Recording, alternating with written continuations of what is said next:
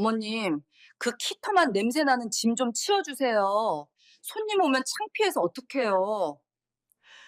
며느리는 제 이삿짐을 보자마자 대놓고 코를 막으며 인상을 찌푸렸습니다. 수십 년을 함께한 낡은 자개농과 건어물 냄새 배인 보따리가 그렇게도 꼴보기 싫었던 모양이에요. 하지만 며느리는 모르는 게 하나 있었습니다. 그 낡은 자개농 속에 숨겨진 가계부 한 권이 이 집안의 운명을 완전히 뒤바꿔 놓을 거라는 사실을요. 사연 시작 전 구독과 좋아요를 눌러주시면 그곳에 행운이 가득하시기를 바라겠습니다. 안녕하세요. 저는 박옥자라고 합니다. 올해로 72이 됐어요. 평생을 시장통에서 건어물 장사를 하며 살았는데 하루아침에 아들 집에 얹혀 사는 신세가 될 줄은 꿈에도 몰랐습니다. 가장 가까운 사람에게 무시당하고 짐짝 취급받는 기분이 어떤 건지 제 기막힌 이야기를 한번 들어봐 주시겠어요? 영감의 49제를 마치던 날이었습니다. 제사상을 물리고 친척들이 하나둘 떠나고 나니 집안이 휑해졌어요. 저는 텅 빈 마루에 혼자 앉아 40년을 함께한 이 낡은 집을 둘러봤습니다. 대들보에는 세월의 때가 묻어 있었고 문풍지 사이로 찬바람이 스며들었어요. 대문 앞을 내다보니 재개발 조합 설립을 알리는 플래카드가 펄럭이고 있었습니다. 이 동네도 곧 사라지겠구나 싶었어요. 저는 영정사진 속 영감을 바라보며 낮은 목소리로 중얼거렸습니다. 영감, 나 이제 내 멋대로 살다 갈게요. 당신 눈치 보느라 평생 숨죽이고 살았는데 이제는 나도 좀 편하게 살아보려고요. 이사 당일 아침이 밝았습니다. 이삿짐 센터에서 온 젊은 직원 2명이 방 안을 둘러보더니 고개를 갸웃거렸어요. 짐이라고는 보따리 몇 개와 낡디 낡은 자개농 하나가 전부였거든요. 30년은 좋게 된 자개농이라 자개 조각이 군데군데 떨어져 나갔고 합판도 습기에 사가 있었습니다. 덩치 큰 직원이 자개농을 들어 올리다가 인상을 찌푸리며 물었어요. 어머님, 이거 합판이 다 사갔는데요. 그냥 버리시는 게 낫지 않을까요? 무겁기만 하고 쓸데도 없어 보이는데. 저는 버럭 소리를 질렀습니다. 목청이 찢어질 것 같았어요. 이게 내 혼수란 말이야. 시집 올 때 친정 어머니가 해주신 거라고. 함부로 입 놀리지 마라. 직원들은 어리둥절한 표정으로 서로 눈치를 봤습니다. 그저 낡은 가구일 뿐인데 왜 저렇게 난리냐는 눈빛이었어요. 하지만 저는 알고 있었습니다. 그 자개농 안쪽 깊숙한 곳에 썩은 나무 틈새를 이용해 만든 비밀 공간이 있다는 것을요. 거기에는 제 평생의 기록이 숨겨져 있었습니다. 아무도 모르는 제 진짜 재산 목록이요. 그러니 이 자개농만큼은 절대 버릴 수 없었어요. 트럭에 짐을 싣고 아들네 아파트로 향하는 길이었습니다. 차창 밖으로 스쳐 지나가는 풍경을 보며 저는 생각에 잠겼어요. 영감이 살아있을 때는 꿈도 못 꿨던 일이었습니다. 시집살이에 장사에 애들 뒷바라지에 정신없이 살다 보니 어느새 72이 됐어요. 이제 남은 건 이 늙은 몸뚱어리와 자개농 속 비밀뿐이었습니다. 아들네 아파트 단지에 도착했을 때 가슴이 두근거렸습니다.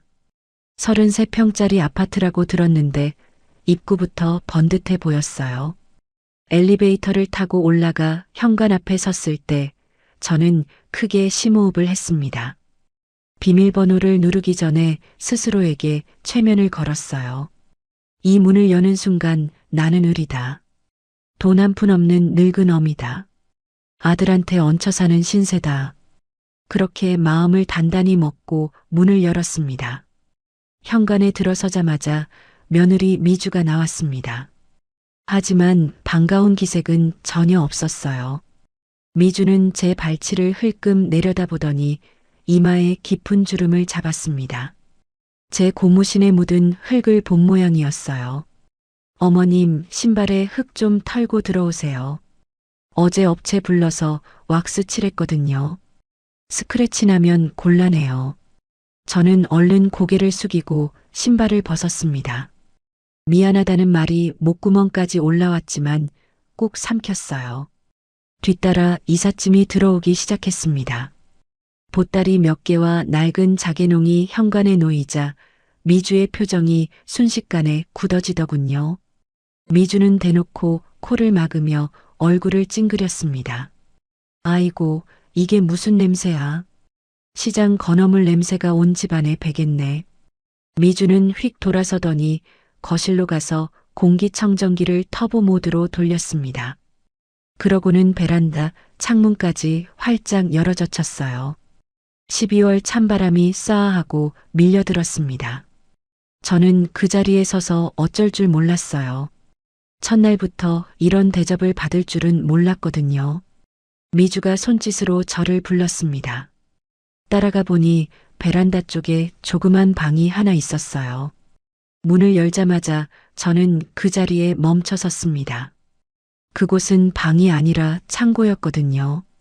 미주의 골프백 3개가 한쪽 구석에 세워져 있었고 철 진한 패딩과 롱코트가 옷걸이에 빼곡히 걸려 있었습니다. 구석에는 먼지 쌓인 러닝머신과 안마의자까지 있었어요. 사람이 누울 자리가 있기나 한 건지 의문이 들었습니다. 저는 가슴이 철렁 내려앉았어요.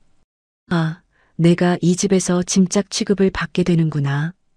그 사실이 뼈저리게 느껴졌습니다. 미주가 퉁명스럽게 말했어요. 이 짐들은 시간 나면 나중에 치울게요. 일단은 대충 사세요. 손님 방은 준우 공부방으로 쓰고 있어서 어쩔 수 없어요. 그 말을 남기고 미주는 휙 돌아서 가버렸습니다. 발소리가 멀어지자 저는 한숨을 푹 내쉬었어요. 혼자 남아 무거운 골프백을 끙끙거리며 한쪽으로 밀어냈습니다. 허리가 끊어질 것 같았지만 도와주러 오는 사람은 아무도 없었어요. 겨우 공간을 만들어 자개농을 구석에 밀어 넣었습니다. 밤이 깊어지자 저는 방문을 살그머니 잠갔습니다. 그리고 짐 보따리 속에서 건어물 박스를 꺼냈어요. 마른 멸치와 다시마 냄새가 코를 찔렀습니다. 일부러 냄새나는 건어물 사이에 숨겨둔 거였어요. 아무도 손대지 않을 테니까요. 박스 가장 밑바닥에서 비닐봉지에 쌓인 낡은 공책을 꺼냈습니다. 1988년이라고 적힌 겉표지가 반쯤 뜯어진 가계부였어요. 저는 돋보기를 꺼내 한 장 한 장 넘겼습니다. 악필로 휘갈겨 쓴 글씨들이 눈에 들어왔어요. 개포동 34번지 500평 계약 완료. 분당 상가 매입 월세 입금 확인. 손끝으로 글씨를 쓸어내리니 젊은 시절이 떠올랐습니다. 새벽 4시에 노량진 수산시장에 가서 생선을 떼다가 시장통에서 팔았어요.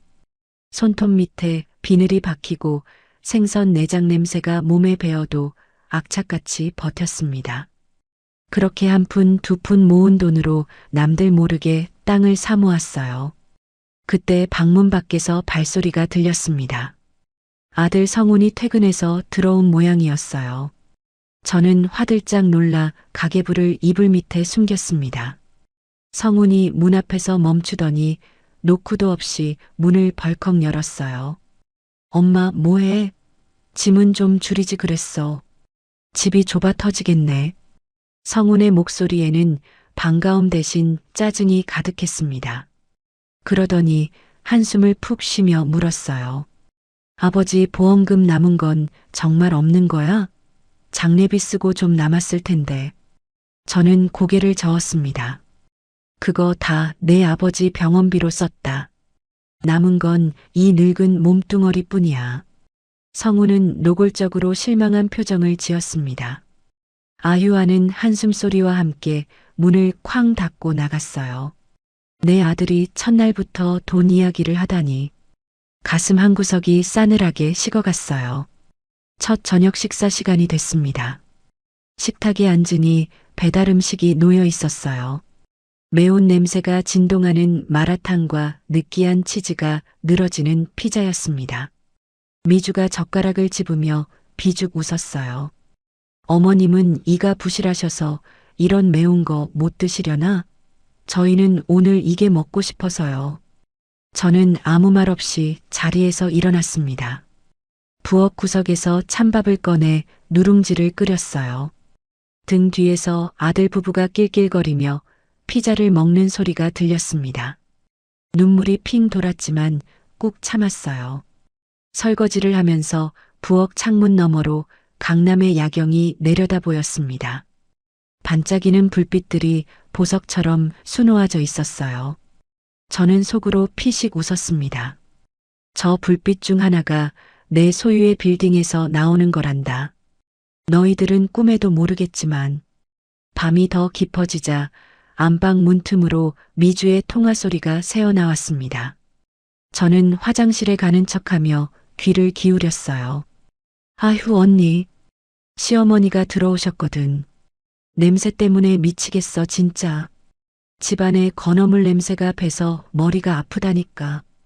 식기세척기도 못 쓰게 해야겠어. 괜히 전기세만 나오잖아. 가슴이 철렁 내려앉았습니다. 하지만 저는 아무렇지 않은 척 화장실로 들어갔어요. 볼일을 보고 물을 내리는데 갑자기 문 밖에서 쾅쾅 두드리는 소리가 났습니다.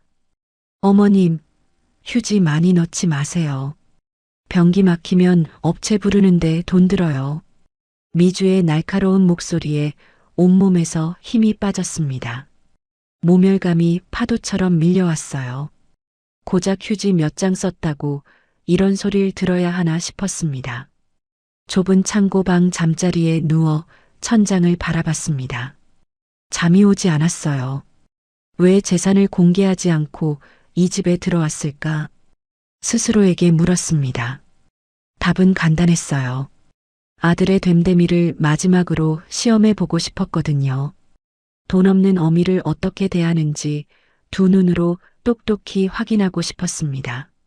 영감도 몰랐고 자식들도 몰랐어요. 오직 저만 아는 비밀이었죠. 새벽에 목이 말라 거실로 나왔다가 식탁 위에 놓인 서류를 발견했습니다. 카드값 독촉장과 리볼빙 이용 안내문이었어요. 밀린 카드값이 3천만 원이 넘었고 리볼빙 이자만 매달 수십만 원씩 불어나고 있었습니다. 겉으로는 번듯한 아파트에 살지만 속은 완전히 텅 비어 있었어요. 아들 부부가 왜 그렇게 돈에 집착하는지 이제야 알 것 같았습니다. 방으로 돌아와 다시 가계부를 펼쳤습니다. 강남 빌딩 월세 3천만 원, 분당 상가 월세 1,500만 원. 저는 가계부를 가슴에 꼭 안았어요. 조금만 더 지켜보자. 내 아들이 어디까지 가나 두고 보자. 그렇게 아들 집에서의 첫날 밤이 지나갔습니다. 창문 사이로 새벽빛이 희미하게 스며들고 있었어요. 멀리서 참새 우는 소리가 들려왔습니다. 저는 알고 있었습니다. 이제부터 진짜 시험이 시작된다는 것을요. 그리고 그 시험의 결과에 따라 모든 게 달라질 거라는 것도요. 내 전 재산을 물려줄 것인지 아니면 한 푼도 주지 않을 것인지는 오로지 아들의 행동에 달려 있었습니다. 아들 집에서의 생활이 시작됐습니다. 며칠이 지나자 저는 이 집안의 속사정이 하나둘 눈에 들어오기 시작했어요. 겉으로는 번듯해 보이지만 속은 완전히 골마 있었습니다. 아침 7시 반이었어요. 성훈이가 출근 준비를 하며 거실을 지나갔습니다. 고급 정장에 반짝이는 넥타이를 메고 있었지만 제 눈에는 다른 것들이 먼저 보였어요. 구두 뒤축이 한쪽으로 달아 있었고 와이셔츠 목깃은 누렇게 변색돼 있었습니다. 양복 소매 안쪽 봉제선도 터지기 직전이었어요. 속빈 강정이라는 말이 절로 떠올랐습니다. 엄마, 나 출근해. 성훈이가 현관에서 구두를 신으며 짧게 인사했어요. 저는 부엌에서 설거지를 하던 손을 멈추고 고개만 끄덕였습니다. 문이 닫히고 나서야 한숨이 새어나왔어요. 그날 오후였습니다. 미주가 백화점 쇼핑백을 양손 가득 들고 현관으로 들어왔어요. 샤넬 가방이며 명품 화장품이며 쇼핑백마다 유명 브랜드 로고가 박혀 있었습니다. 저는 거실에서 빨래를 개다가 그 모습을 지켜봤어요. 어머님, 오늘 백화점 VIP 세일이라서요. 등급 유지하려면 어쩔 수 없어요. 미주가 변명하듯 말하고는 안방으로 쇼핑백을 들고 들어갔습니다. 저는 고개를 끄덕이며 아무 말도 하지 않았어요. 그런데 다음날 쓰레기 분리수거를 하다가 이상한 걸 발견했습니다. 재활용 박스 안에 어제 그 쇼핑백들이 들어 있었어요. 그 안에는 중고 거래 앱으로 물건을 되팔기 위해 정성껏 포장한 택배 상자들이 가득했습니다. 저는 그제야 알았어요. 미주가 백화점에서 물건을 사는 게 아니라 VIP 등급 유지용으로 샀다가 바로 되파는 거였습니다. 허세를 부리면서도 실속은 챙기려는 처절한 몸부림이었죠. 며칠 뒤 저녁 때였어요. 베란다에서 빨래를 널고 있는데 성훈이가 거실 창가에서 누군가와 통화하는 소리가 들렸습니다. 지점장님, 제발이요. 일주일만 더 기다려주세요. 이자 꼭 맞겠습니다. 네, 아닙니다. 연체는 절대 안 됩니다. 제가 어떻게든 마련할게요. 성훈이의 목소리가 떨리고 있었어요. 비굴하게 사정하는 그 목소리에 가슴이 철렁 내려앉았습니다. 저는 빨래를 널다 말고 멈춰섰어요. 등 뒤로 들려오는 아들의 애원 소리가 칼날처럼 날카롭게 가슴을 찔렀습니다. 내 아들이 저렇게까지 쪼들리고 있었구나. 통화가 끝나자 성훈이가 한숨을 푹 내쉬며 소파에 털썩 주저앉았어요. 저는 아무것도 못 들은 척 빨래를 계속 널었습니다. 모른 척하는 게 지금은 최선이었어요. 다음 날 아침이었습니다. 미주가 냉장고를 정리하다가 뭔가를 쓰레기통에 던졌어요. 저는 슬쩍 다가가 봤습니다. 최고급 한우 등심이었어요. 포장에 적힌 유통기한이 어제까지였습니다. 하루 지났을 뿐인데 그 비싼 고기를 그냥 버리다니. 저는 참지 못하고 입을 열었어요. 그거 국 끓여 먹으면 되잖아. 아까워서 어떡해. 미주가 저를 돌아보며 눈을 흘겼습니다. 어머님, 유통기한 지난 거 드시다가 탈나면 어쩌려고요? 거지 근성 좀 버리세요. 균 옮아요. 그 말에 얼굴이 화끈거렸습니다. 거지 근성이라니. 저는 아무 말 없이 부엌을 나왔어요. 하지만 속으로는 이를 악물었습니다. 내가 누군데 거지 근성이라는 소리를 듣나? 점심때가 되자 저는 외출 준비를 했어요. 낡은 몸빼 바지에 색바랜 점퍼를 걸쳤습니다. 미주가 현관에서 저를 불러 세웠어요. 어머님, 어디 가세요? 시장 구경 좀 다녀오마. 미주가 한숨을 쉬더니 지갑에서 꼬깃꼬깃한 1,000원짜리 몇 장을 꺼냈습니다. 그리고는 던지듯이 제 손에 쥐어줬어요. 돈 없으시면 말씀하시지. 콩나물이나 사오세요. 많이 사지 마시고요. 저는 그 돈을 받아들며 고개를 숙였습니다. 속이 부글부글 끓어올랐지만 참았어요. 지금은 참을 때였습니다. 시장에 도착하자 저는 콩나물 가게 앞에 섰어요. 한 봉지에 1,500원이었습니다. 아주머니, 이거 1,000원에 안 돼요? 한 봉지만 살 건데. 저는 일부러 쩔쩔매는 척했습니다. 상인 아주머니가 저를 위아래로 훑어보더니 혀를 찼어요. 에휴 할머니. 그래요. 1,000원에 가져가세요. 저는 연신 고맙다며 허리를 굽혔습니다. 완벽한 짠순이 할매 연기였죠. 하지만 시장 뒷골목으로 들어서자마자 제 눈빛이 변했습니다. 저는 휴대폰을 꺼내 번호를 눌렀어요. 신호음이 2번 울리자 상대방이 받았습니다. 네, 회장님. 김 사장 나야. 이번 달 상가 월세가 왜 아직도 입금이 안 됐어? 세입자 관리 똑바로 안 해? 아, 죄송합니다. 3층 세입자가 사정이 있다고 해서 며칠 말미를 줬는데요. 말미는 무슨, 내일까지 안 들어오면 내용 증명 보내. 알았지? 네, 알겠습니다. 회장님, 저는 전화를 끊고 주머니에 휴대폰을 넣었습니다. 아까 그 비굴한 할머니는 온데간데 없었어요. 골목벽에 기대서서 저는 피식 웃었습니다. 콩나물값 500원 깎으려고 쩔쩔매던 할머니가 월세 수천만 원을 관리하는 건물주라니. 세상 참 아이러니하죠. 집에 돌아오니 거실에서 아들 부부의 고성이 터져나오고 있었습니다.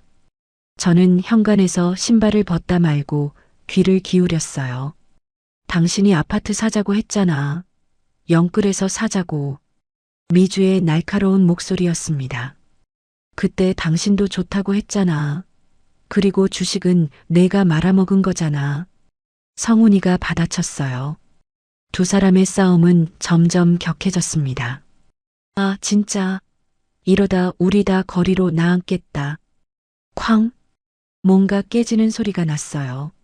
저는 일부러 발소리를 크게 내며 안으로 들어갔습니다. 거실에 들어서자 두 사람이 화들짝 놀라며 입을 다물었어요. 바닥에는 깨진 컵 조각이 널려 있었습니다. 무슨 일이야? 왜들 이래? 저는 모른 척 물었어요. 성훈이가 얼굴을 붉히며 고개를 돌렸습니다. 미주는 재빨리 표정을 바꾸고 웃음을 지었어요. 아니에요, 어머님. 그냥 컵을 깼어요. 신경 쓰지 마세요. 저는 고개를 끄덕이고 방으로 들어갔습니다. 문을 닫자마자 한숨이 터져 나왔어요. 이 집안이 이 정도로 위태로운 줄은 몰랐습니다. 그날 저녁 성훈이가 제 방문을 열고 들어왔어요. 눈치를 보며 머뭇거리더니 입을 열었습니다. 엄마 있잖아. 혹시 아버지 보험금 말고 다른 거 없어? 적금이나 땅 같은 거. 저는 고개를 저었습니다. 없다. 있으면 내가 안 주겠니? 다 털어서 병원비로 썼어. 성훈이의 얼굴이 실망으로 일그러졌어요. 아, 진짜? 정말 아무것도 없어? 시장에 있는 건어물 가게 자리가 있긴 한데 그것도 요즘 장사가 안 돼서 똥값이야. 그래도 권리금은 받을 수 있잖아. 얼마나 받을 수 있는데? 글쎄다. 요즘 경기가 안 좋아서 팔아봤자 빚 갚기도 모자랄 거야. 성훈이가 노골적으로 짜증을 냈습니다. 아휴, 진짜 도움이 안 되네. 그 말을 남기고 성훈이가 나가버렸어요. 방문이 쾅 닫혔습니다.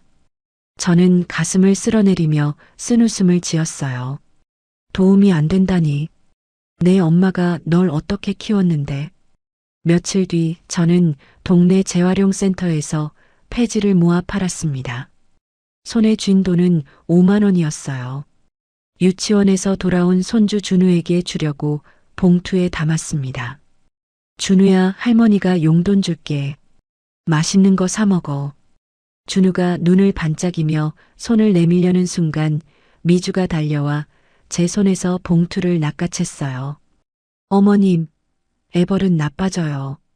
더러운 돈 만지게 하지 마세요. 미주가 그 돈을 자기 주머니에 쑤셔 넣으며 준우를 데리고 가버렸습니다. 저는 텅 빈 손바닥을 내려다봤어요. 더러운 돈이라니. 내가 허리 휘어지게 모은 돈이 더럽다니. 눈물이 핑 돌았지만 꾹 참았습니다. 그날 밤 저는 가계부를 펼쳤어요. 아들의 빚 규모를 어림잡아 계산해 봤습니다. 카드값 3천만 원에 아파트 대출 이자, 주식 손실까지 합치면 최소 5억 원은 될 것 같았어요. 그리고 제 자산을 떠올렸습니다. 강남 빌딩 시가 100억 원, 분당 상가 50억 원, 각종 토지와 현금까지 합치면 수백억 원이었습니다. 저는 가계부를 덮으며 생각에 잠겼어요. 이 돈을 주면 아들이 달라질까? 아니면 밑 빠진 독에 물 붓기일까? 아직은 알 수 없었습니다. 조금 더 지켜봐야 했어요. 다음 날 아침 미주가 관리비 고지서를 들고 제 방으로 찾아왔습니다. 얼굴이 잔뜩 굳어 있었어요. 어머님, 이것 좀 보세요. 미주가 고지서를 제 눈앞에 들이밀었습니다. 수도세 항목에 빨간 펜으로 동그라미가 쳐져 있었어요. 어머님 오시고 나서 수도세가 2만 원이나 더 나왔어요. 샤워는 이틀에 한 번만 하세요. 그리고 설거지할 때 물 틀어놓고 하지 마시고요. 저는 아무 말도 하지 못했습니다. 고작 2만 원 때문에 씻는 것까지 통제하겠다니 모멸감이 파도처럼 밀려왔어요. 하지만 저는 고개를 끄덕였습니다. 알았다. 조심할게. 미주가 돌아서 나가자 저는 두 손으로 얼굴을 감쌌어요. 뜨거운 눈물이 손가락 사이로 흘러내렸습니다. 평생 악착같이 돈을 모았는데 이제 와서 물 한 번 마음대로 못 쓰는 신세가 되다니. 그날 밤 성훈이가 술에 취해 들어왔습니다. 거실에서 쿵쾅거리는 소리가 나서 나가봤더니 성훈이가 골프채를 바닥에 집어던지고 있었어요. 아씨, 내가 그때 바이오 주식만 성공했어도 왜 다 망하는 거야? 성훈이가 고래고래 소리를 질렀습니다. 옆에서 미주가 달래려 했지만 소용없었어요. 성훈이는 벽을 주먹으로 치며 신세 한탄을 쏟아냈습니다. 아버지가 뭘 남겨주셔야 말이지. 왜 우리한테 빚밖에 없어?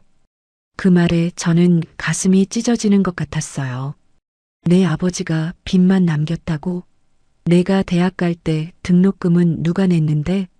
유학 보낼 때 비행기 값은 누가 냈는데? 저는 입술을 깨물었습니다. 말해주고 싶었어요. 내 엄마가 가진 재산이 얼마인지. 하지만 참았습니다. 아직은 때가 아니었어요.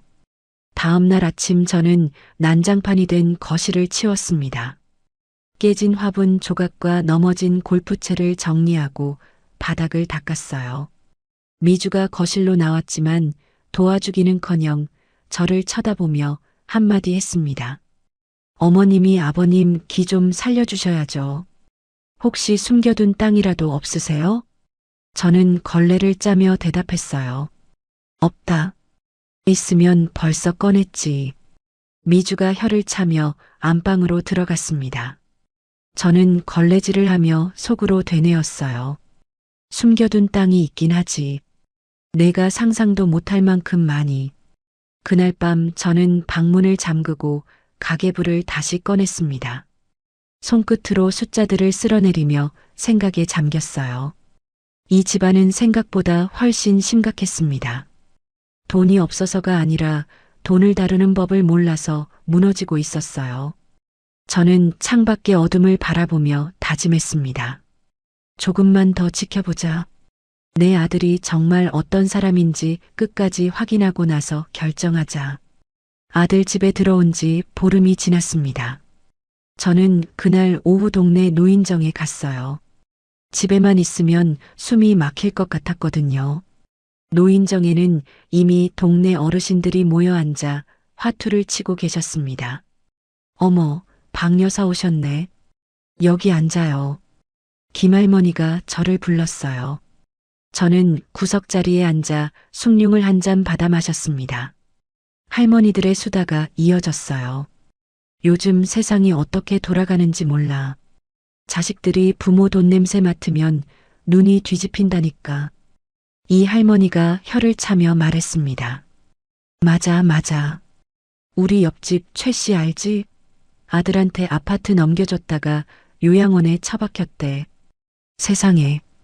그 효자라던 아들이? 명절마다 선물 보내던 그 아들? 효자는 무슨. 재산 넘기니까 바로 태도가 달라지더래. 고려장이 따로 없어. 저는 숭늉잔을 든 채 그 이야기를 듣고 있었어요. 등골이 서늘해지는 것 같았습니다. 남의 일 같지가 않았거든요. 박 여사는 아들 집에 들어갔다며? 거기서 잘 지내? 김할머니가 저를 쳐다보며 물었습니다. 저는 억지로 웃음을 지었어요. 네, 뭐. 그럭저럭이요. 조심해. 요즘 며느리들 무서워. 재산 있으면 절대 티내지 마. 맞아. 우리 동서도 시어머니한테 땅 빼앗으려고 별짓을 다 했대. 최할머니가 거들었습니다. 저는 고개를 끄덕이며 숭늉을 마저 마셨어요. 가슴이 답답해져 왔습니다. 노인정을 나서면서 저는 생각했어요.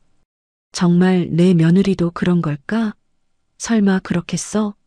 아파트 단지 안으로 들어서는데 마음이 무거웠습니다. 엘리베이터를 타고 올라가면서 창밖을 바라봤어요. 저 멀리 한강이 반짝이고 있었습니다. 40년 전 이 동네가 허허벌판이었을 때부터 알고 있었어요. 그때 건어물 장사로 번 돈을 한 푼, 두 푼 모아 이 근처에 건물을 샀거든요. 지금 이 아파트 근처 골목에 있는 그 건물이요. 아무도 모르는 제 비밀이었습니다. 그날 저녁 평소보다 일찍 집에 돌아왔습니다. 현관문을 열고 들어서는데 뭔가 이상했어요. 신발장 위에 놓인 물건들의 위치가 미세하게 달라져 있었습니다. 저는 조용히 신발을 벗고 안으로 들어갔어요. 제 방문 앞에 섰을 때 심장이 쿵쾅거렸습니다. 분명히 아침에 나갈 때 문손잡이를 살짝 비틀어 놓았거든요. 그런데 지금 문손잡이가 똑바로 서 있었어요. 누군가 이 방에 들어왔다 나간 겁니다. 저는 조심스럽게 방문을 열었습니다. 언뜻 보기엔 아무것도 달라진 게 없었어요. 하지만 제 눈은 날카로웠습니다. 50년 장사를 하면서 다져진 눈이었거든요. 자개농 서랍의 배열이 바뀌어 있었어요. 왼쪽 서랍이 오른쪽보다 살짝 더 튀어나와 있었는데 지금은 반대였습니다. 가장 결정적인 증거가 있었어요. 저는 가계부 사이에 제 머리카락 한 올을 끼워뒀거든요. 누가 펴봤는지 확인하려고요. 그 머리카락이 바닥에 떨어져 있었습니다. 누군가 분명히 가계부를 열어봤어요. 저는 급히 건어물 박스를 확인했습니다. 마른 멸치와 다시마 사이에 숨겨둔 비닐봉지가 그대로 있었어요. 냄새가 너무 지독해서 손대지 않은 모양이었습니다. 그 안에는 진짜 중요한 서류들과 비상금이 들어 있었거든요. 저는 안도의 한숨을 내쉬었어요. 거실로 나가자 미주가 소파에 앉아 TV를 보고 있었습니다. 저는 태연하게 물었어요. 미주야, 오늘 누가 내 방에 들어왔었니? 미주가 눈 하나 깜짝 않고 대답했습니다. 아, 제가 청소 좀 해드렸어요. 먼지가 너무 쌓여서요. 그래, 고맙구나. 저는 아무렇지 않은 척 대답했어요. 미주가 저를 흘끔 보더니 물었습니다. 근데 어머님, 자개농 안에 곰팡이 핀 공책이 있던데요. 그건 뭐예요? 버리실 거면 제가 버려드릴까요? 가슴이 철렁 내려앉았습니다. 하지만 저는 표정을 바꾸지 않았어요. 그거 그냥 옛날에 쓰던 일기장이야. 추억이라서 못 버려. 일기장 치고는 숫자가 많던데. 뭐 적어 놓으신 거예요? 미주의 눈빛이 날카로워졌습니다. 저는 웃으며 대답했어요. 옛날에 장사할 때 외상값 적어 놓은 거야. 다 받을 것도 없는 돈이지. 쓸데없는 거야. 미주가 고개를 끄덕이며 다시 TV를 봤어요. 다행이었습니다. 미주가 제 악필을 해석하지 못한 게 분명했어요. 암호처럼 휘갈겨 쓴 글씨와 숫자들이 그저 노인네의 잡동사니로 보였나 봅니다. 하지만 안심할 수 없었어요. 이제부터 가계부를 더 안전한 곳에 보관해야 했습니다. 저는 방으로 돌아와 옷장에서 오래된 배 복대를 꺼냈어요. 이제부터 가계부는 제 몸에 붙이고 다니기로 했습니다. 절대로 빼앗기면 안 되는 제 평생의 기록이니까요. 다음 날 아침 저는 화장대 위에 올려뒀던 금반지가 없어진 걸 발견했습니다. 결혼할 때 친정 어머니가 해주신 예물이었어요. 저는 미주에게 물었습니다. 미주야, 혹시 내 금반지 못 봤니? 화장대 위에 있었는데. 미주가 시큰둥하게 대답했어요. 아, 그거요? 준우가 가지고 놀던데요. 어디 구석에 있겠죠. 저는 고개를 끄덕이고 방으로 돌아왔습니다. 하지만 뭔가 찜찜했어요. 준우는 이제 겨우 6살인데 금반지를 가지고 놀 나이가 아니었거든요. 게다가 그 반지는 화장대 위 작은 보석함 안에 있었습니다. 준우가 꺼낼 수 있는 위치가 아니었어요. 그날 오후 미주가 외출한 사이에 저는 안방 청소를 해드린다며 들어갔습니다. 화장대 앞에 앉아 서랍을 하나씩 열어봤어요. 화장품이며 액세서리며 가득 들어 있었습니다. 맨 안쪽 서랍을 열었을 때 저는 숨을 멈췄어요. 거기에 제 금반지가 있었습니다. 빨간 벨벳 주머니에 담겨 다른 귀금속들 사이에 끼워져 있었어요. 저는 한참을 그 반지를 바라봤습니다. 50년 전 친정 어머니가 시집가는 딸에게 눈물을 글썽이며 끼워주셨던 그 반지였어요. 어머니의 손때가 묻어있는 따뜻한 금반지. 분노보다는 깊은 실망감이 밀려왔습니다. 도둑년이 내 며느리라니. 그것도 시어머니 물건을 훔치다니. 저는 반지를 다시 제자리에 뒀습니다. 훔치지 않은 척해야 했어요. 지금 들키면 안 됐습니다. 며칠 뒤 저녁 식사 자리에서 성훈이가 넌지시 물었습니다. 엄마, 예전에 시장에서 하던 건어물 가게 자리는 아직 엄마 명의지? 저는 젓가락을 멈추고 성훈이를 바라봤어요. 응? 왜? 그거 요즘 권리금 얼마나 해? 그 자리 팔면 얼마 받을 수 있어? 미주가 옆에서 귀를 쫑긋 세웠습니다. 젓가락을 든 손이 멈춰 있었어요. 저는 고개를 저었습니다. 그거 팔아봤자 얼마 안 돼. 요즘 경기가 안 좋아서 가게들이 다 죽었어. 똥값이야. 그래도 얼마는 되잖아. 5천만 원? 1억? 성훈이의 눈빛이 번들거렸습니다. 저는 한숨을 쉬며 말했어요. 글쎄다. 3천만 원도 못 받을 거야. 그것도 빚 갚으면 남는 게 없어. 빚이요? 어머님한테 빚이 있으세요? 미주가 눈을 동그랗게 뜨며 끼어들었습니다. 목소리에 당황한 기색이 역력했어요. 조금 있어. 가게 운영하면서 좀 밀린 게 있거든. 저는 일부러 한숨을 쉬며 말했습니다. 미주와 성훈이의 얼굴에 실망감이 스쳤어요. 저는 속으로 쓴웃음을 지었습니다. 그 주말 미주가 친구들을 집에 초대했습니다. 브런치 파티를 한다면서 비싼 음식을 배달시켰어요. 저는 아침부터 청소를 하고 있었는데 미주가 다가와 작은 목소리로 말했습니다. 어머님, 오늘 친구들 오면 그냥 가사 도우미 아주머니인 척 해주세요. 뭐라고? 저는 귀를 의심했습니다.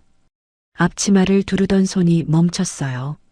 미주가 눈도 마주치지 않고 말을 이었습니다. 시어머니랑 같이 산다고 하면 애들이 촌스럽다고 놀려요. 그냥 파출부 아주머니라고 할게요. 괜찮으시죠? 저는 할 말을 잃었습니다. 70평생을 살면서 이런 모욕은 처음이었어요. 미주가 제 대답도 듣지 않고 돌아서 갔습니다. 저는 이를 악물었어요. 그래, 좋다. 어디 한번 해보자. 친구들이 왔을 때 저는 앞치마를 두르고 커피를 날랐습니다. 4명의 젊은 여자들이 거실 소파에 앉아 깔깔거리며 수다를 떨었어요. 미주가 그들 사이에서 자랑스럽게 웃고 있었습니다. 손에 든 샴페인 잔이 번쩍였어요. 미주야, 너 이 아파트 어떻게 구한 거야? 이 동네 평당 5천만 원 넘잖아. 한 여자가 부러운 눈으로 물었습니다. 미주가 어깨를 으쓱하며 대답했어요. 그냥 운이 좋았지. 신랑이 능력 있으니까. 저는 커피잔을 내려놓으며 속으로 웃었습니다. 능력 있다고? 이자도 못 갚아서 쩔쩔매면서. 어머, 도우미 아주머니 인상이 참 좋으시네요. 한 여자가 저를 보며 말했습니다. 우리 시어머니도 저렇게 조용하시면 좋겠다. 우리 시어머니는 맨날 잔소리만 해. 여자들이 깔깔 웃었어요. 미주의 얼굴이 빨갛게 달아올랐습니다. 저는 그냥 고개를 숙이고 부엌으로 돌아갔어요. 설거지를 하면서 눈물이 핑 돌았습니다. 그날 밤 저는 너무 억울하고 분해서 잠을 이룰 수 없었습니다. 새벽녘이었어요. 화장실에 가려고 방문을 열다가 안방에서 새어나오는 소곤거리는 소리를 들었습니다. 숨을 죽이고 귀를 기울였어요. 자기야, 어머님 건어물 가게 몰래 내놓으면 안 될까? 미주의 목소리였습니다. 인감도장이 있어야 하잖아. 그거 자개농 어디 있는지 봤어? 성훈이의 목소리가 들렸어요. 못 찾았어. 다음에 어머님 외출하시면 다시 뒤져볼게. 서류도 찾아봐. 땅 문서나 통장 같은 거. 성훈이의 목소리가 들렸어요. 저는 그 자리에 얼어붙었습니다. 온몸에 소름이 돋았어요. 내 아들과 며느리가 내 재산을 빼돌릴 궁리를 하고 있었습니다. 인감도장을 찾아서 가게를 몰래 팔아버리려는 거였어요.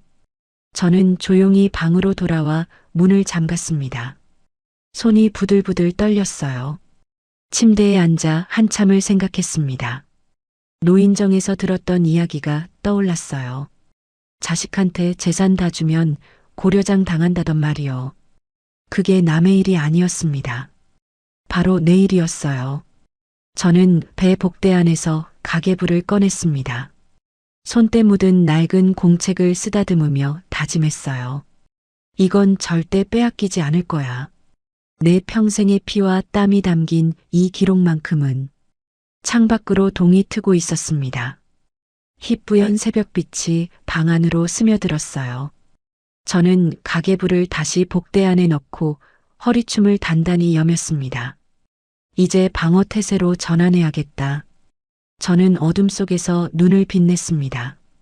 더 이상 당하고만 있을 수는 없었어요. 내일부터는 황 영감을 만나 대책을 세워야겠습니다. 오랜 세월 함께 장사하며 쌓은 신뢰가 있는 사람이니까요. 전쟁은 이제부터 시작이었습니다. 다음 날 아침 저는 일찍 집을 나섰습니다. 미주에게는 병원 검진 받으러 간다고 둘러댔어요. 버스를 2번 갈아타고 도착한 곳은 압구정의 허름한 중국집이었습니다. 오래전부터 황 영감과 비밀 회동을 하던 장소였어요. 가게 안으로 들어서자 구석 자리에 백발의 노인이 앉아 있었습니다. 황재호. 40년 전부터 저와 함께 장사를 해온 동업자이자 지금은 제 모든 부동산을 관리하는 사람이었어요. 저를 보자 그가 벌떡 일어났습니다. 회장님, 여기요. 저는 맞은편 자리에 앉으며 한숨을 내쉬었어요. 황 영감이 걱정스러운 눈으로 저를 바라봤습니다. 무슨 일이세요? 전화 목소리가 심상치 않더니 저는 지난 보름간 있었던 일들을 하나하나 털어놓았습니다. 며느리가 방을 뒤진 것, 금반지를 훔쳐간 것, 가사도우미 취급을 받은 것, 그리고 새벽에 들은 그 대화까지. 황 영감의 얼굴이 점점 굳어졌어요. 주름진 이마에 핏줄이 붉어졌습니다. 세상에, 자식이 그럴 수가 있습니까? 회장님이 그 아들 키우시느라 얼마나 고생하셨는데. 그러게 말이야. 내가 뭘 잘못 키웠나 싶어. 대학 보낼 때 새벽 3시에 일어나서 젓갈 담그던 게 엊그제 같은데. 저는 쓴웃음을 지었습니다. 짜장면이 나왔지만 입맛이 없었어요. 황 영감이 탁자를 탁 쳤습니다. 회장님, 이건 가만히 있으면 안 됩니다. 지금 당장 모든 재산을 동결시켜야 해요. 동결? 네. 아들 부부가 회장님 인감을 훔쳐서 뭔 짓을 할지 모릅니다. 일단 모든 부동산 등기부에 처분금지 가처분을 걸어놓읍시다. 저는 고개를 끄덕였습니다. 황 영감 말이 맞았어요. 지금 상태로는 언제 뒤통수를 맞을지 몰랐습니다. 그리고 회장님, 인감도장 어디 있습니까? 건어물 박스 안에 숨겨뒀어. 멸치 냄새 때문에 아무도 안 건드려. 그거 위험합니다. 제가 보관하는 게 어떻겠습니까? 저는 잠시 생각했어요. 황 영감은 40년을 함께한 사람이었습니다. 배신할 사람이 아니었어요. 저는 고개를 끄덕였습니다. 알았어. 다음에 가져다 줄게. 식사를 마치고 나오는데 황 영감이 봉투 하나를 건넸습니다. 열어보니 현금 500만 원이 들어 있었어요. 회장님, 이건 비상금으로 가지고 계세요. 혹시 모르니까요. 이건 뭐야? 난 돈 필요 없어. 아닙니다. 지금 회장님 상황에서 현금 좀 가지고 계셔야 해요. 카드 쓰면 다 기록 남잖아요. 아들 부부한테 들키면 안 됩니다. 저는 봉투를 받아들며 눈시울이 뜨거워졌습니다. 자식은 돈 뜯어갈 궁리만 하는데 남인 황 영감이 오히려 돈을 챙겨주다니. 40년 동업관계가 피보다 진하다는 말이 실감났어요. 세상이 거꾸로 돌아가는 것 같았습니다. 집으로 돌아오니 오후 3시가 넘어 있었습니다. 현관문을 열고 들어서는데 분위기가 이상했어요. 거실에 성훈이가 앉아 있었습니다. 평일 낮에 집에 있을 시간이 아니었어요. 성훈아. 오늘 회사 안 갔어? 저는 아무렇지 않은 척 물었습니다. 성훈이가 고개를 들었어요. 눈이 충혈돼 있었습니다. 엄마, 나 회사 잘렸어. 뭐라고? 저는 그 자리에 멈춰 섰습니다. 성훈이가 소파에 털썩 기대며 천장을 올려다봤어요. 구조조정이래. 실적이 안 좋다고. 한 달 전부터 알고 있었는데 말 못했어. 가슴이 철렁 내려앉았습니다. 그제야 며칠 전 성훈이가 은행에 사정하던 전화 내용이 이해됐어요. 이자를 갚을 돈도 없었던 거였습니다. 그래서 어떡할 거야? 모르겠어. 다른 데 넣어봤는데 나이가 많다고 다 떨어졌어. 45이면 사회에서 퇴물이래. 성훈이의 목소리가 갈라졌습니다. 손이 부들부들 떨리고 있었어요. 저는 아들 옆에 앉았습니다.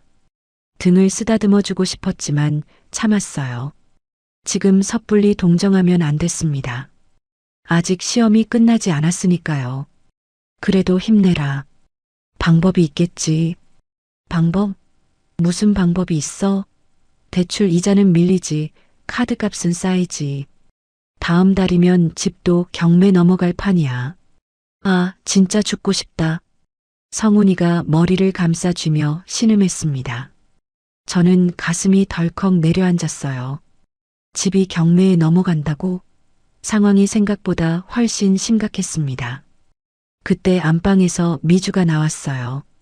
눈이 퉁퉁 부어 있었고 얼굴이 잔뜩 상해 있었습니다.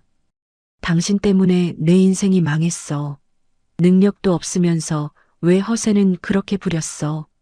미주가 고래고래 소리를 질렀습니다. 성훈이가 벌떡 일어났어요. 뭐, 주식 말아먹은 건 내가 하자고 한 거잖아. 나한테만 뒤집어 씌우지 마. 내가 언제? 당신이 수익률 보여주면서 꼬드겼잖아. 그건 그때 다 같이 결정한 거잖아. 왜 나한테만 뒤집어 씌워? 두 사람의 싸움이 점점 격해졌습니다. 준우가 제 방에서 울음소리를 내기 시작했어요. 미주가 소리쳤습니다. 아, 시끄러워. 당신 때문에 준우까지 불안해하잖아. 성훈이가 현관으로 뛰쳐나갔습니다. 문이 쾅 닫히는 소리가 아파트 복도에 울려 퍼졌어요. 저는 조용히 일어나 제 방으로 들어갔습니다. 문을 닫고 침대에 앉았어요. 한숨이 절로 나왔습니다. 성훈이가 실직을 했습니다. 이제 이 집안은 진짜 벼랑 끝이었어요. 저는 가슴이 찢어지는 것 같았습니다. 내 아들이 저렇게 무너지는 걸 보는 게 이렇게 고통스러울 줄 몰랐어요. 젖먹이던 그 아기가 저렇게 비참해지다니. 하지만 동시에 차가운 생각도 들었습니다. 이제 진짜 시험이 시작됐구나. 돈이 없고 벼랑 끝에 몰렸을 때 사람의 본성이 드러나는 법이니까요. 부자일 때 효도하는 건 누구나 해요. 가난할 때도 효도하는 게 진짜 효자입니다. 저는 눈을 감고 생각에 잠겼어요. 저녁이 되자 미주가 제 방문을 두드렸습니다. 문을 열자 미주가 어색하게 웃으며 말했어요. 어머님, 저녁 드세요. 평소와 다른 태도였습니다. 저는 고개를 끄덕이고 식탁으로 갔어요. 식탁 위에는 오랜만에 반찬이 여러 가지 놓여 있었습니다. 시금치나물, 멸치볶음, 된장찌개. 미주가 손수 만든 것 같았어요. 오늘은 제가 직접 해봤어요. 입에 맞으실지 모르겠네요. 미주가 상냥하게 말했습니다. 성훈이도 식탁에 앉았어요. 표정이 많이 풀려 있었습니다. 저는 속으로 웃었어요. 이제야 친절을 베푸는구나. 뭔가 속셈이 있는 게 분명했습니다. 된장찌개를 한 숟갈 떠먹어 봤습니다. 짜기는 했지만 정성이 느껴졌어요. 미주가 이렇게 직접 요리하는 건 처음 봤습니다. 뭔가 큰 부탁을 할 모양이었어요. 식사 중에 미주가 넌지시 말을 꺼냈습니다. 어머님, 혹시 건어물 가게 말고 다른 재산은 정말 없으세요? 땅이라든지 적금이라든지. 역시나였습니다. 저는 젓가락을 내려놓으며 대답했어요. 없다고 했잖아. 영감 병원비에 다 썼어. 정말요? 시아버님이 그렇게 오래 아프셨어요? 8년이야. 8년 동안 병원비가 얼마나 들었는지 알아? 저는 일부러 목소리를 높였습니다.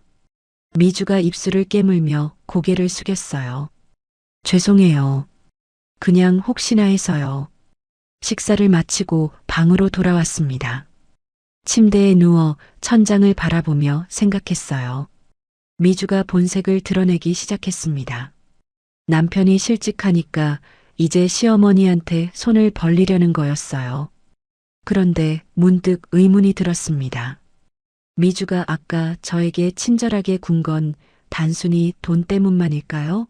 뭔가 다른 계획이 있는 것 같았어요. 저는 불안한 예감에 잠을 이룰 수 없었습니다. 며칠 뒤 충격적인 일이 벌어졌습니다.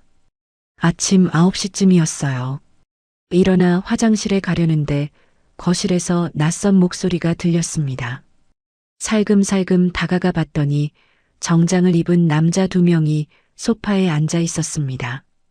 그래서 어머님 재산이 얼마나 되는지 정확히 모르신다고요?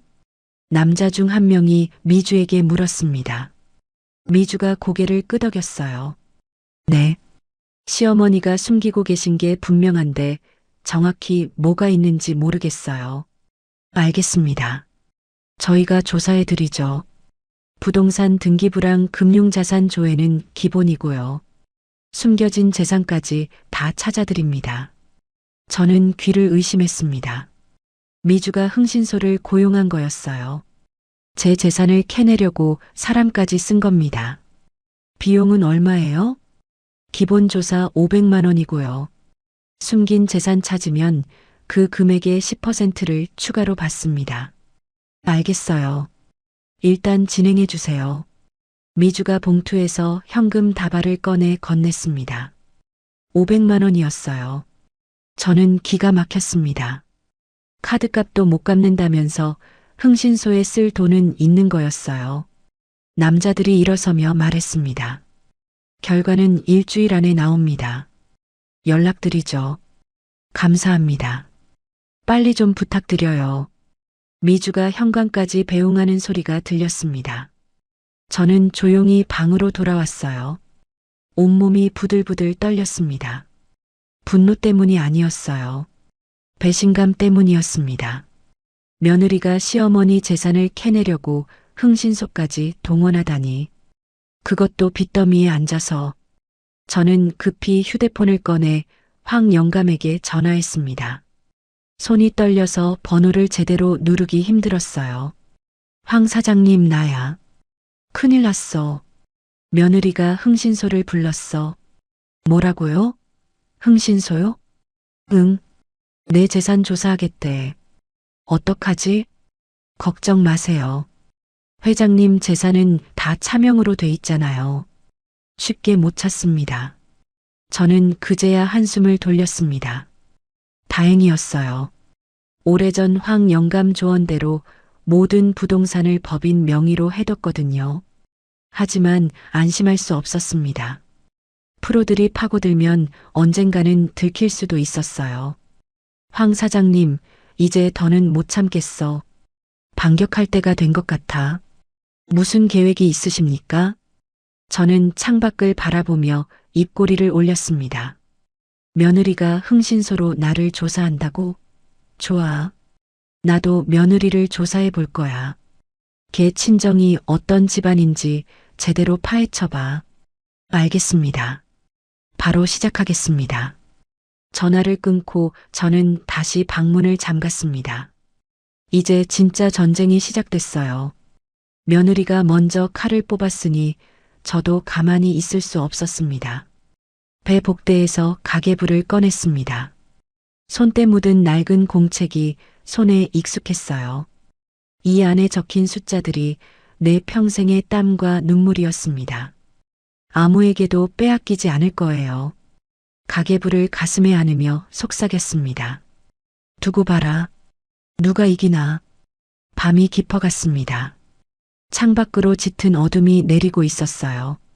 강남의 불빛들이 하나둘 켜지기 시작했습니다. 저 불빛 중 하나가 내 빌딩에서 나오는 빛이었어요. 아무도 모르는 나만의 비밀이자 무기. 저는 어둠 속에서 눈을 빛냈습니다. 황 영감에게 며느리 조사를 부탁한 지 일주일이 지났습니다. 그 사이 집안 분위기는 더욱 험악해졌어요. 성훈이는 매일 술을 마시고 들어왔고 미주는 안방에 틀어박혀 나오지 않았습니다. 저는 그 사이에서 숨죽이며 지냈어요. 그날 오후 황 영감에게서 연락이 왔습니다. 회장님, 조사 끝났습니다. 만나실 수 있으세요? 응. 어디서 볼까? 평소 그 자리로 오세요. 중요한 얘기가 있습니다. 전화를 끊고 저는 서둘러 외출 준비를 했어요. 미주에게는 병원 간다고 둘러댔습니다. 버스를 타고 압구정으로 향했어요.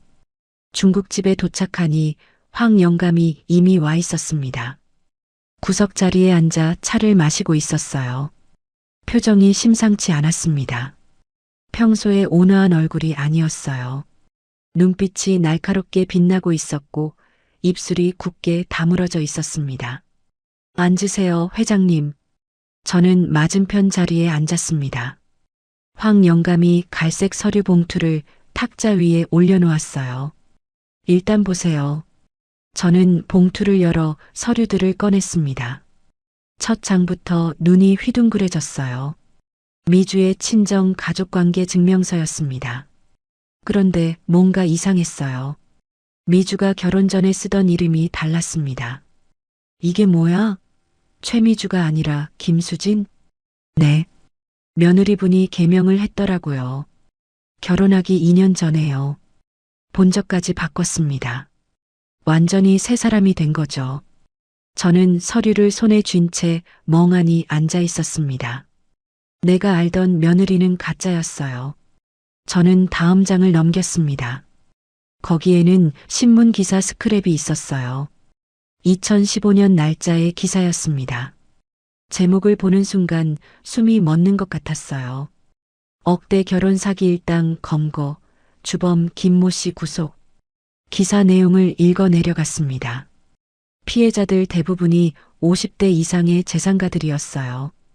결혼을 빙자해 예물금, 혼수금, 신혼집 계약금 명목으로 돈을 뜯어낸 수법이었습니다. 이게 무슨 소리야? 며느리분 아버지입니다. 결혼 사기로 구속됐어요. 부유한 노총각들한테 딸을 소개해주고 결혼 빙자해서 돈을 뜯어낸 거죠. 피해자가 12명이나 됩니다. 저는 믿을 수가 없었습니다. 손이 부들부들 떨렸어요. 다음 장을 넘기니 더 충격적인 내용이 있었습니다. 며느리분도 아버지 범행에 가담한 걸로 조사를 받았어요. 다만 증거 불충분으로 불기소 처분됐고요. 그래서 개명하고 과거를 지운 겁니다. 그럼 우리 성훈이랑 결혼한 것도 정황상 그럴 가능성이 높습니다. 조사해보니 며느리분이 성훈 씨한테 접근한 게 우연이 아니었어요.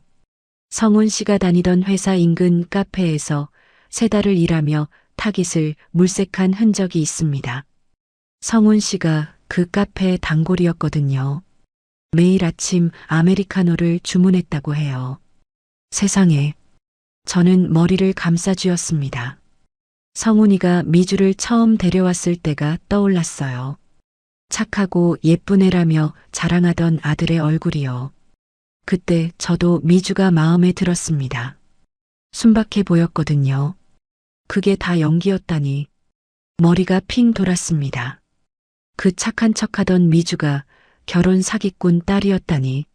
아니, 본인도 공범이었을 수 있다니. 저는 탁자를 짚고 겨우 중심을 잡았어요. 더 있습니다. 황 영감이 마지막 서류를 건넸습니다. 미주 명의의 통장 거래 내역이었어요. 매달 50만 원씩 어딘가로 송금되고 있었습니다. 이 돈은 뭐야? 며느리분 아버지한테 보내는 돈입니다. 출소 후에 경기도 양평 어딘가에서 살고 있더라고요.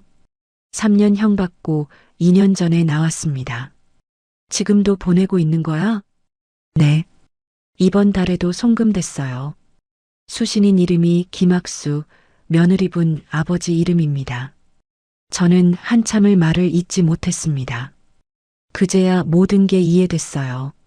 미주가 왜 그렇게 돈에 집착하는지, 왜 제 재산을 캐내려고 혈안이 됐는지, 친정아버지한테 계속 돈을 보내야 했던 거였습니다. 아마 협박을 받고 있을 수도 있었어요. 과거를 폭로하겠다며 돈을 뜯어내는 거죠. 회장님, 어떻게 하시겠습니까? 황 영감이 조심스럽게 물었습니다. 저는 한숨을 내쉬며 창밖을 바라봤어요. 무엇을 해야 할지 머릿속이 복잡했습니다. 일단 더 지켜보자. 아직 성훈이한테는 말하면 안 돼. 알겠습니다. 중국집을 나와 버스 정류장으로 걸어가는데 휴대폰이 울렸습니다. 미주였어요. 저는 전화를 받았습니다. 어머님, 지금 어디세요? 빨리 집에 오세요.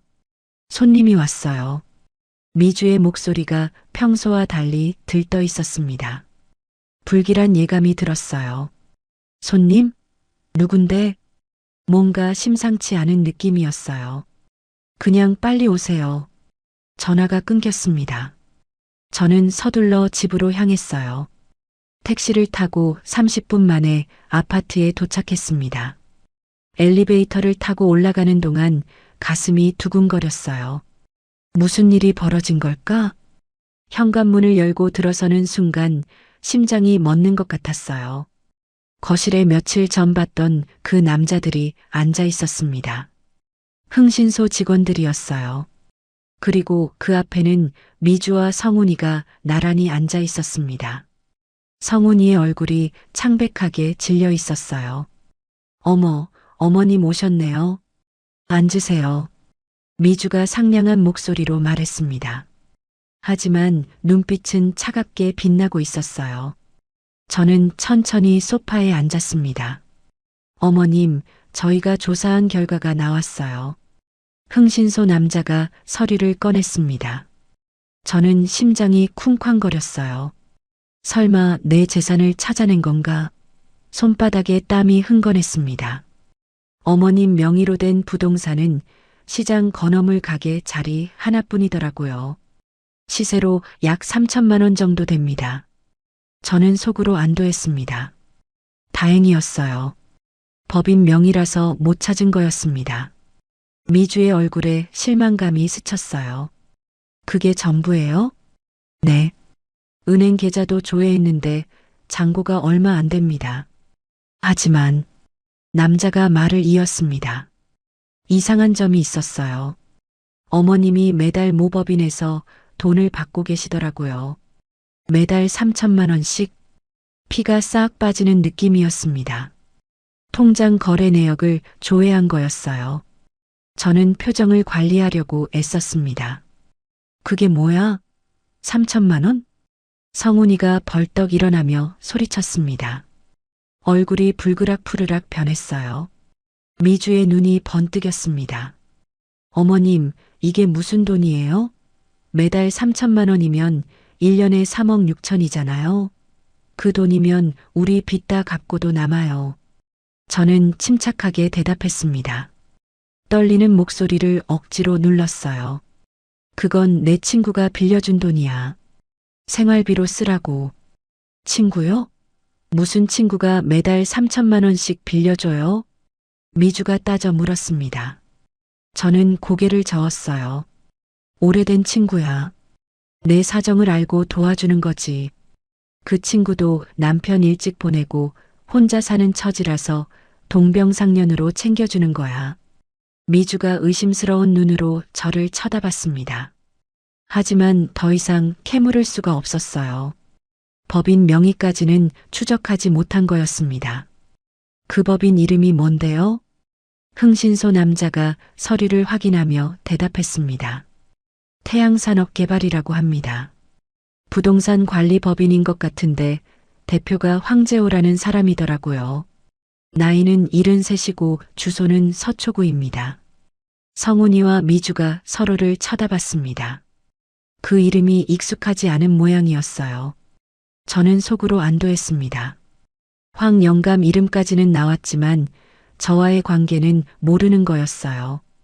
흥신소 사람들이 돌아가고 나자 거실에 무거운 침묵이 흘렀습니다. 성훈이가 소파에 털썩 주저앉으며 머리를 감싸쥐었어요. 엄마, 제발 솔직하게 말해줘. 정말 숨긴 재산 없는 거야? 우리 지금 진짜 죽게 생겼단 말이야. 저는 아들의 눈을 똑바로 쳐다봤습니다. 없다고 했잖아. 몇 번을 말해야 해? 미주가 먼저 입을 열었어요.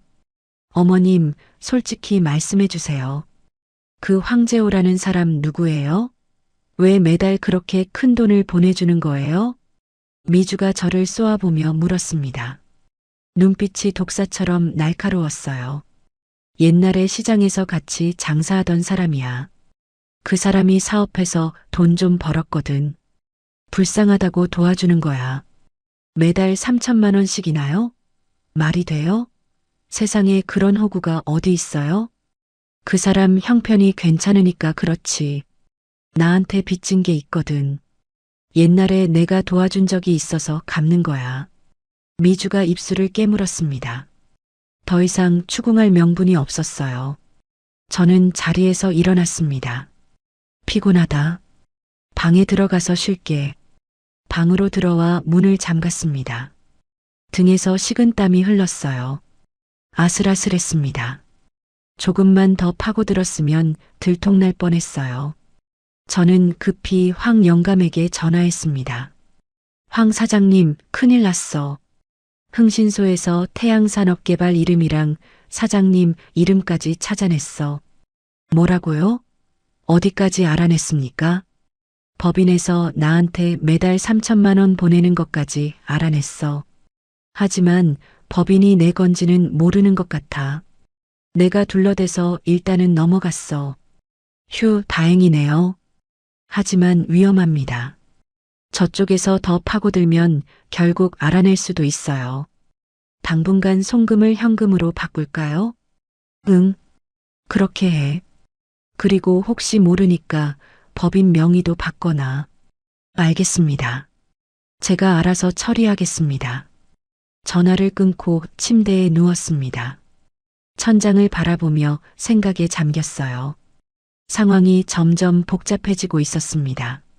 미주가 결혼 사기꾼 집안 출신이라는 것, 그리고 저를 의심하고 있다는 것. 이제 더 이상 가만히 있을 수 없었어요. 저는 벌떡 일어나 앉았습니다. 이제 결심할 때가 됐어요. 언제까지 숨기고만 있을 수는 없었습니다. 하지만 섣불리 정체를 드러내면 안 됐어요.